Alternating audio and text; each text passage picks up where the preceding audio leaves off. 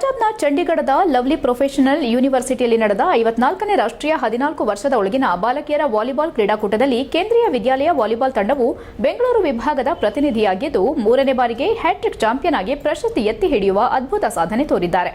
ಪಂಜಾಬ್ನ ಚಂಡೀಗಢದ lovely professional ಯೂನಿವರ್ಸಿಟಿಯಲ್ಲಿ ದಿನಾಂಕ 15/7/2025 ರಿಂದ 19/7/2025 ರವರೆಗೆ 54ನೇ ರಾಷ್ಟ್ರೀಯ 14 ವರ್ಷದ ಒಳಗಿನ ಬಾಲಕಿಯರ ವಾಲಿಬಾಲ್ ಕ್ರೀಡಾಕೂಟ ನಡೆದಿದ್ದು, ಹಾಸನ ಕೇಂದ್ರೀಯ ವಿದ್ಯಾಲಯ ವಾಲಿಬಾಲ್ ತಂಡವು ಬೆಂಗಳೂರು ವಿಭಾಗದ ಪ್ರತಿನಿಧಿಯಾಗಿದ್ದು 3ನೇ ಬಾರಿಗೆ ಹ್ಯಾಟ್ರಿಕ್ ಚಾಂಪಿಯನ್ ಆಗಿ ಪ್ರಶಸ್ತಿ ಎತ್ತಿ ಹಿಡಿದಿದೆ.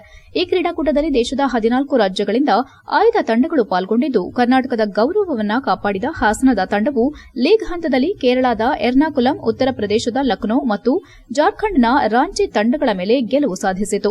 ಕ್ವಾರ್ಟರ್ ಫೈನಲ್ನಲ್ಲಿ ರಾಜಸ್ಥಾನದ ಜೈಪುರವನ್ನು ಮಣಿಸಿದ ನಂತರ ಸೆಮಿಫೈನಲ್ನಲ್ಲಿ ವಾರಣಾಸಿಯ ಪ್ರಬಲ ತಂಡವನ್ನು ಸೋಲಿಸಿ ಫೈನಲ್ಗೆ ಪ್ರವೇಶಿಸಿತು. ಅಂತಿಮ ಪಂದ್ಯದಲ್ಲಿ ತಮಿಳುನಾಡಿನ ಬಲಿಷ್ಠ ಚೆನ್ನೈ ತಂಡದ ವಿರುದ್ಧ ಸಂಭ್ರಮದ ವಿಜಯ ಸಾಧಿಸಿ ತೃತೀಯ ಬಾರಿಗೆ ಸಾಲು ಚಾಂಪಿಯನ್ ಆಗುವ ಮೂಲಕ ಹಾಸನದ ಗೌರವವನ್ನು ಎತ್ತಿ ಹಿಡಿದಿದೆ. ಈ ಸಂದರ್ಭದಲ್ಲಿ ಮಾತನಾಡಿದ ಅವರು, ಈ ತಂಡಕ್ಕೆ ನಿಸ್ವಾರ್ಥ ಸೇವೆ ನೀಡಿ ದಿನ ರಾತ್ರಿ ಶ್ರಮಿಸಿದ ಮಾರ್ಗದರ್ಶಕ ಹಾಗೂ ತರಬೇತುದಾರ ಜಿಎಸ್ ವಾಸುದೇವರನ್ನ ವಿಶೇಷವಾಗಿ ಸ್ಮರಿಸಬೇಕು.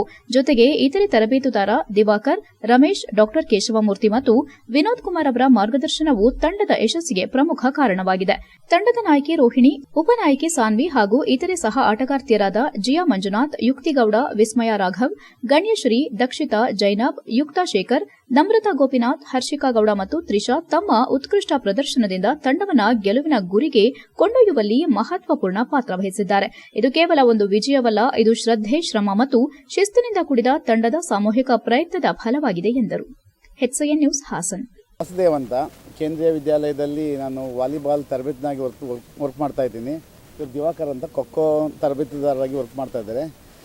ನಾವು ರೀಜನಲ್ಸಲ್ಲಿ ಬೆಂಗಳೂರಿನಲ್ಲಿ ಗೆದ್ದು ಮತ್ತು ಕೆಲವು ಆಟಗಾರರು ಸೆಲೆಕ್ಟ್ ಆಗಿ ರಾಷ್ಟ್ರೀಯ ಕ್ರೀಡೆಗೆ LPU ಯೂನಿವರ್ಸಿಟಿ ಅಂತ ಲವ್ಲಿ ಪ್ರೊಫೆಷನಲ್ ಯೂನಿವರ್ಸಿಟಿ ಪಂಜಾಬ್ ಅಂದರೆ ಚಂಡೀಗಢ ಹತ್ರ ಇರೋ ಪಂಜಾಬಲ್ಲಿ ನಾವು ಹೋಗಿ ನ್ಯಾಷನಲ್ಸ್ಗೆ ಪಾರ್ಟಿಸಿಪೇಟ್ ಮಾಡಿದ್ವಿ.